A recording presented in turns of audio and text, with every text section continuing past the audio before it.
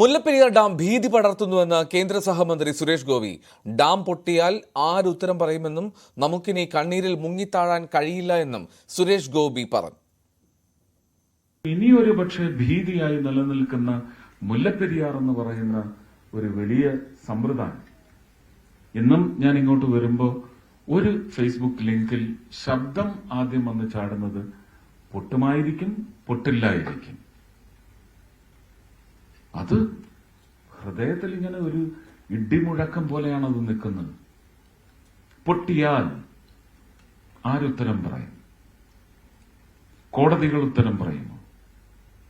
കോടതികളിൽ നിന്ന് അങ്ങനെയുള്ള തീരുമാനങ്ങൾ കൈപ്പറ്റി ആ തീരുമാനങ്ങളുമായി ഇന്നത്തെ സ്ഥിതിവിശേഷം തുടരുന്ന ഒരവസ്ഥയിൽ കൊണ്ടുപോകുന്നവർ ഉത്തരം പറയുമോ? എന്താണ് ഇതിന്റെ ഒരു അനന്തര ഫലം?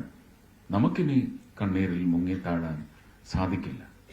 എനിക്ക് ഈ പട്ടിണിയുമായി ഇതിനെ കണക്ട് ചെയ്യുന്നവരോട് പറയാനുള്ളത്, ഒരുപക്ഷെ കോടതികളെപ്പോലും ശാസ്ത്രീയമായി ധരിപ്പിക്കുന്നതിന് വേണ്ടി നമുക്കൊരു സംവിധാനത്തിന്റെ കണ്ടെത്തലുണ്ടാവണമെങ്കിൽ ആ സംവിധാനത്തിന്റെ ഇന്നത്തെ ultimate name is A satellite.